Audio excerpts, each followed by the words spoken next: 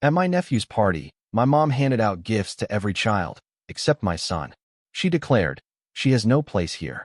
He wept. I simply grasped his hand and departed. That night, Mom messaged, "Never reach out to us again."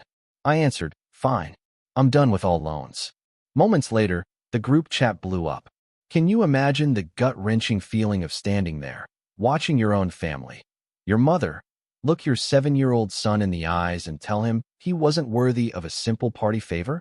It was a betrayal so sharp, so cruel, it felt like my world was cracking open. I used to think family meant endless sacrifice, but that day, everything changed. My name's Yimtt. I'm 31. Most days, I'm the morning shift grocery clerk, the guy who knows where the good tortillas are and which self-checkout acts up. It's not glamorous, but it's stable. It's home. And it means I can be there for my son, Theo. He's 7, and he thinks the self-checkout sounds like robots laughing. He collects stickers from the produce aisle. He's everything to me. I'm the middle kid in my family, the fixer, the one who always picks up on the first ring. So, when Saturday rolled around, I put on the one button-down that still fit and took Theo to my sister Beth's for my nephew's birthday. We stopped for balloons, of course. Dinosaur ones were on clearance, so Theo picked 2 green T-Rexes with wild eyes and big teeth. He held the strings tight, like they might float him away if he let go. The yard was already buzzing when we got there. Kids were everywhere, hyped up on sugar, running fearless. My mom stood by the gift table, clipboard in hand, counting bags like she was doing inventory. Theo squeezed my hand. "Do I give the balloon now, or later?" he whispered. "Later, bud," I told him. "Let's say hi first." Beth gave Theo an air kiss. "Look at you, so big." Then she turned to me, her voice dropping, smile tightening. "You brought her." My stomach clenched. It was just me and Theo. But then Beth's eyes flicked to the driveway, where my ex, Naomi, was just pulling up. "We co-parent. We try." I'd mentioned to Beth that Naomi might come so Theo would feel more comfortable. Beth's jaw set. "Well, make it work," she snapped, like she'd just swallowed a lemon whole. Then my mom clicked over in her sandals. "Yimtt, you should have cleared this." She didn't even look at me. She just stared at Naomi like she was a stain that needed scrubbing. "She shouldn't be here." Theo heard it. Of course, he did. Kids always hear the one sentence you pray they miss. His small fingers tightened on the balloon strings. "Grandma?" he asked. Mom kept her voice level, reasonable. "It's a family day, sweetheart." Naomi's mouth opened, then closed. She just crouched down to Theo's level. "We'll sit over there, okay? By the chalk." The party machine kept churning, cake, photos, a scavenger hunt. I tried to keep up, tried to be invisible. But then it was time for the gift bags. Beth announced, "Everyone line up." Bags by age. Kids formed a wobbly line, squealing, comparing colors. Theo bounced next to me, holding my hand, absolutely thrilled. He loves those little trinkets, the erasers, the sticker sheets. His turn came. Beth reached into the tub, then she hesitated. Her eyes darted past Theo to Mom. Mom shook her head once. Sharp. Not for him. My lungs forgot how to breathe. Theo blinked up at Beth, his excited smile slowly melting into confusion. "I didn't get one." Beth's voice was bright plastic. "We ran out, sweetie." But 3 unopened bags sat right there on the table. Theo looked at them, then at me. His face did that thing, try not to cry. Failing. He pressed the dinosaur balloons into my hand like they had suddenly become too heavy to hold. "Can we go?" he whispered. I stared at my mother. "He's your grandson." She crossed her arms. The guest list was for family. Something inside me just went quiet. A switch flipped. I bent down to Theo. "Yeah, bud. We're done." I took his hand, and we just walked away. The dinosaur balloons bobbed behind us, like they were following us home. That night, my phone started to ping. Mom's message, "Don't contact us again." My thumb hovered. Then I typed, "Sure. I'm off every loan." 3 dots. Then the group chat exploded like a fuse had just been lit. The joke in our family has always been that I work at the grocery store. Said with a careful pause, like it's some never-ending community service project. I started bagging groceries when I was 19. I stayed because I needed health insurance. Because I could swap shifts when Theo was sick. Because sometimes, stability is the bravest choice when your life keeps tilting. The unfunny part of that joke? How often my paycheck patched holes I didn't make. When my dad left, Mom said we had to pull together. And pull together meant I picked up doubles and handed over what I could. Beth was in grad school then, a constant cloud of emergencies, textbooks, deposits, fees. My younger brother, Matt, floated from one half-baked scheme to another, a landscaping business that was mostly a rake in my trunk, a 2-episode podcast, a crypto phase that ended exactly how crypto phases always end. I kept saying yes. I thought that was love. The first yes was small. Mom's phone bill for a month until alimony started. Then it was Beth's last credit hour, or she'd lose her spot. Then a security deposit because Matt almost had a job. The asks were always flavored with catastrophe. A Tuesday or everything collapses, urgency. Naomi and I were 22 when Theo was born. We weren't married, but we weren't a disaster either. Just two people trying to do right by a tiny human. I took every early shift. Naomi finished classes at night. My apron always smelled like oranges. My shoes always squeaked. Mom didn't like Naomi. She called her fragile, the way you'd call milk spoiled. She called Theo your situation. She'd say if I'd been smart, none of this would be happening. When childcare fell through and Naomi needed $400 for her next semester, Mom texted, "Ask your girlfriend's parents." We raised our kids already. So I asked the only place that never said no to me, myself. It wasn't just cash. It was signatures. It's just to get a better rate, Mom said, sliding a car loan application across the table, homemade cookies cooling next to it like a sitcom bribe. Your credit is clean. It won't even touch you. She'd already filled out her part, highlighted where I should sign. I signed. Then insurance. Then a small personal loan when the HVAC died. Temporary, she said. Temporary stretched into seasons. Matt borrowed my debit card once because the ATM ate his. He forgot to return it for 3 weeks. $300 of forgot. I turned off tap to pay, changed my PIN, and told myself, boundaries are coming. I wrote lists, asterisk stop. Say no. You're allowed. Asterisk, but then a new ask would arrive, wrapped in urgency, and my list would just fold back into my pocket, soft from being handled too much. Beth's wedding was a catalog of things I couldn't afford but paid for anyway. Only if you can, she'd always add, like we were playing at consent. The venue needs the deposit today. The photographer takes Venmo. I told myself I was buying a seat at the table of being included. My place card said EMTT plus guest. But Mom asked me in the kitchen, "You're not bringing Naomi, are you?" "We don't need drama." I went alone. I danced with my son. He fell asleep in my lap during the slideshow. In one photo, my arm was in the frame, cropped at the elbow. When Theo turned 5, I threw a little party at the park. 2 coworkers came. Naomi made cupcakes with green frosting that stained everyone's tongues. I texted the family group, thread the address twice. Mom replied, "That's your weekend." Beth sent a thumbs up. Matt said he'd swing by if this thing wraps. They didn't come. Theo asked if Grandma was sick. I said, maybe. He drew her a card anyway. There was the time Mom lost her wallet and used my information to order replacement cards because she'd handled this stuff when you were little. I found out when a new envelope addressed to me arrived at her house. "Oh," she said, as if we were sharing a coat. It was easier. I told her that wasn't okay. She called me ungrateful. Who cooked for you? Who picked you up from practice? Who watched your child when Naomi had a test? Don't rewrite the story, emit. I learned the choreography, guilt, demand, tiny apology that wasn't an apology. Repeat. Every no was selfish. Every yes erased itself and reset the counter to 0. A month before the birthday party, Beth asked if I could float the remainder on a bounce house because her card was acting weird. It was $220. I paid it. She sent a heart emoji. You're a lifesaver. The day of the party, Mom texted a list. Folding chairs, ice. Can you bring extra trash bags? Like I was the event staff. I picked everything up after my shift. I arrived early to set out napkins. I wasn't even angry then. I just wanted the day to be easy for Theo. And then the bags. The headshake. The sentence you can't unhear. Not for him. I used to think the pressure would level off if I just kept carrying it.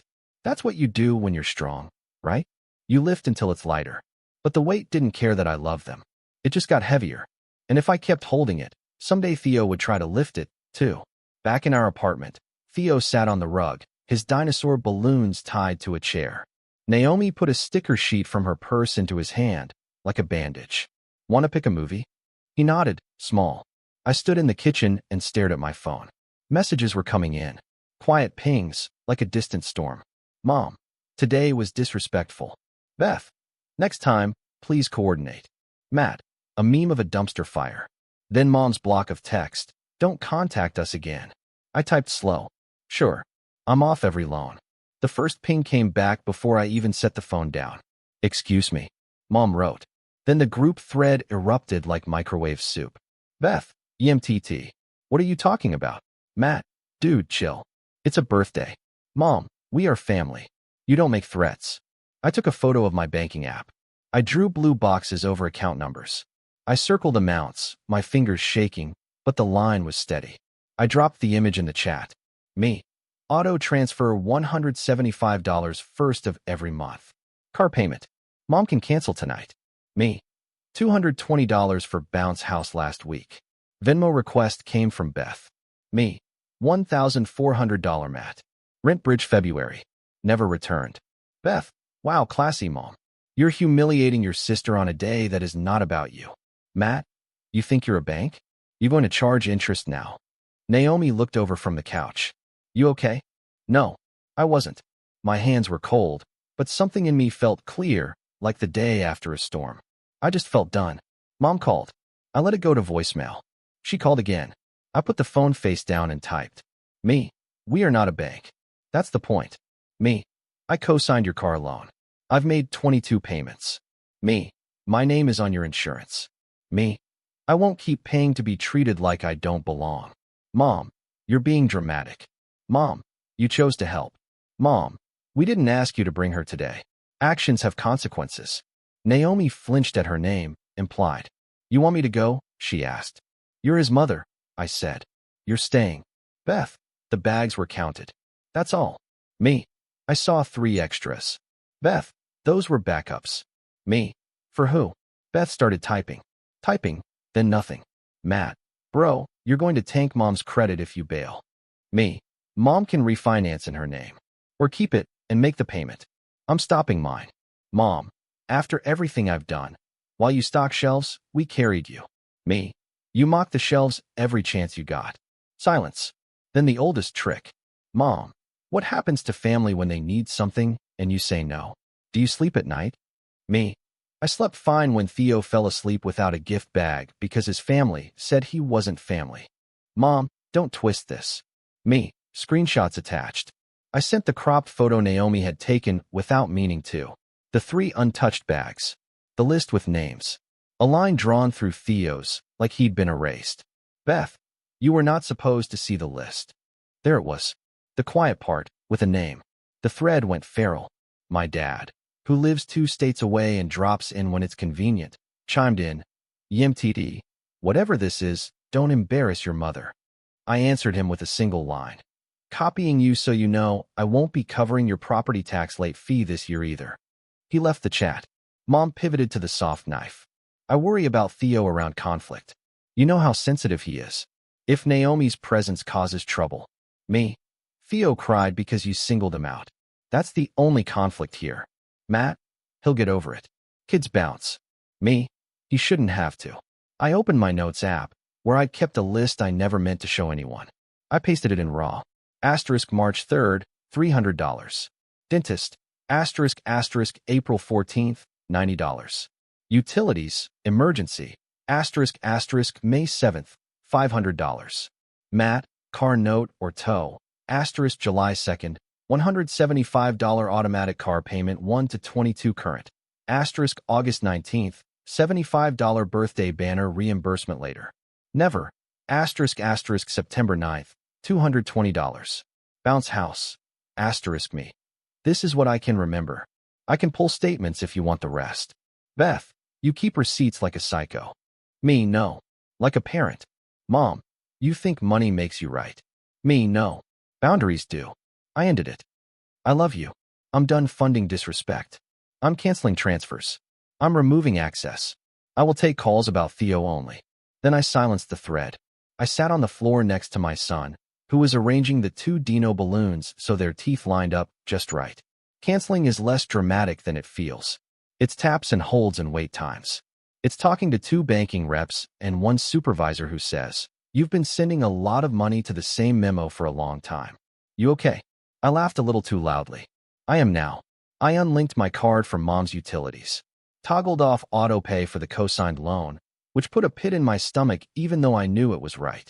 I emailed the lender to remove my bank as the drafted account and asked for documentation. Co-signer remains liable until paid or refinanced, the reply said. I knew that. The point wasn't magic. The point was choosing not to be the default wallet. I texted Matt directly, separate from the chat. No more spot me. Not even 20 until Friday. He wrote back, LOL. Okay, banker. Then 2 days later, you got 20 till Friday? I didn't reply. He Venmo requested me anyway. I declined. The little red X felt like a muscle waking up. Mom sent a long message to Naomi that started, I worry about Theo's stability, and ended with, we need to talk about what's appropriate. Naomi forwarded it to me with a single word. Wow. Then she called. You sure you want all this smoke? I don't want smoke, I said. I want oxygen. At work, the air felt different.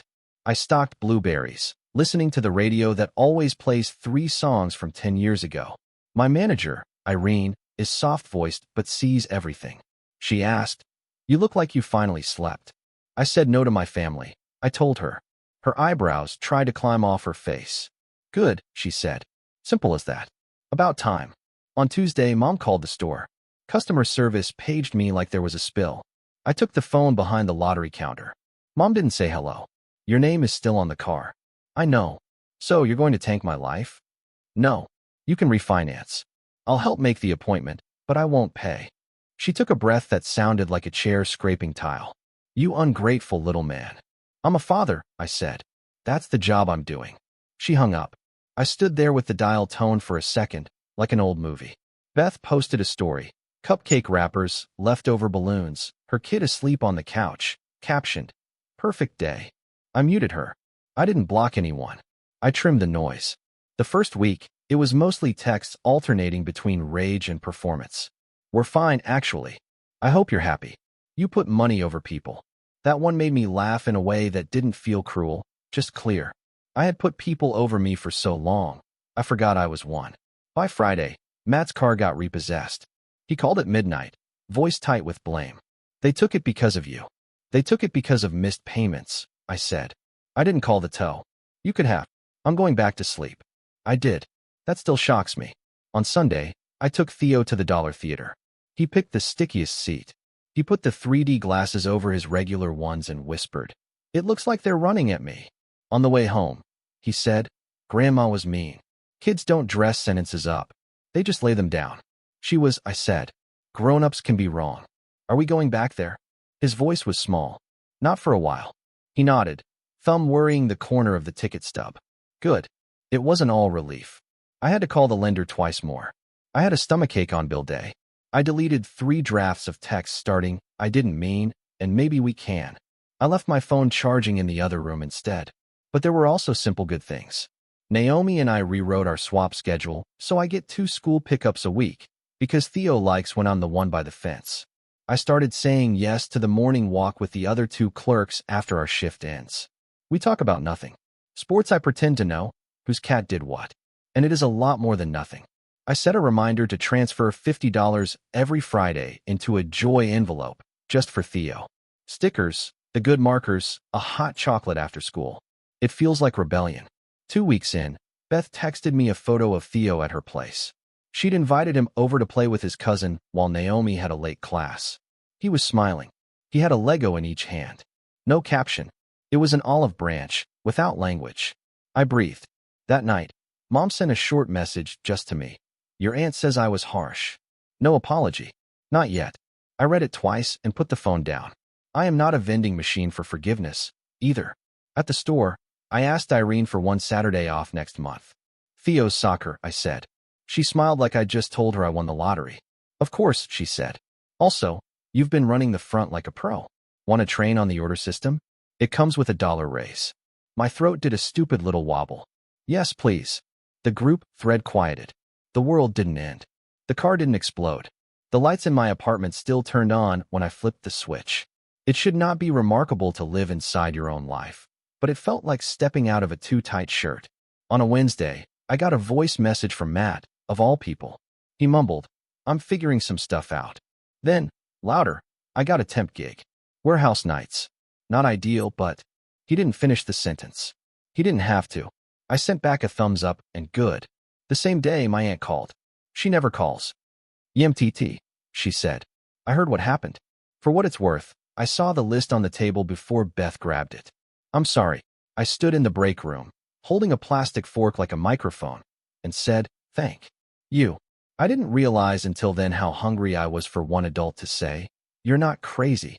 Theo taped his dinosaur balloons to his wall. They were wrinkled now, slumped, but he liked the shadows they made at night. "They're still here," he said. "They just look different." "Yeah," I said. "That's how some things are." The chat didn't explode again. Maybe it burned out. Maybe they learned I mean my words now. Maybe everyone got busy being their own main character. I don't spend all day guessing anymore. That's new. I wrote an actual letter, not a text, to my mother. I kept it simple, because simple is what I can keep. Asterisk, I love you. You are Theo's grandmother. You hurt him. I won't put him or me in that position again. If you want to be in our lives, apologize to him and to Naomi and treat us like family in both words and actions. I'm not paying your bills. If you need help finding a refinance appointment, I'll send you the number. Asterisk, that's all. I mailed it. She hasn't answered yet. That's data, too. On the fridge, I put two lists side by side. The old one used to be due for them. The new one says, asterisk, pay rent. Buy oranges for tomorrow's shift. Read the dinosaur book again. Transfer $50 to Joy. Call lender in 2 months to check status. Walk. Asterisk, it looks boring. It feels like a life. The moral isn't that I finally taught my family a lesson. Maybe they learned nothing. Maybe next month, someone will try a new angle, softer or sharper. The moral is smaller and bigger. My son watched me choose him and then choose me. He saw me walk out of a party, not because I'm dramatic, but because we weren't welcome at our own table. He saw me say sure, and then do the work my sure required. People say blood is thicker. I say boundaries are. I used to think forgiveness meant rushing back into the fire to prove you're flameproof. Now I think forgiveness looks like watering your own grass and letting the scorched patch stay scorched until someone else brings water. Last night, as I tucked Theo in, he asked, "Are we going to another party soon?" "Yeah," I said. "Saturday at the park. Hot chocolate and a soccer ball." "Do I get a bag?" he asked. "You get me," I said. "And the whole park." He grinned, gap-toothed and unstoppable. "That's better." I turned off the light and sat at the little table where I'd balanced my checkbook like an old man. The number at the bottom is still humble. My apron will still smell like oranges. But the math adds up. Money isn't love, and love isn't money, and both require saying yes to the right things and no to the rest. My mom might call. Beth might knock. Matt might need a ride at 6 a.m. I'll answer the door I can answer. I'll lock the one I can't. I won't pick up my wallet before I pick up my son. I'm EMTT. I stock shelves. I fold dinosaur balloons into the shape of a nightlight. I pay my bills. I don't fund cruelty. I'm not the family bank. I'm a father, and I'm done being anything less. Have you ever had to draw a line in the sand with your family, even when it felt impossible? What would you have done in my shoes? Tell me what you think in the comments below. I really want to hear your stories.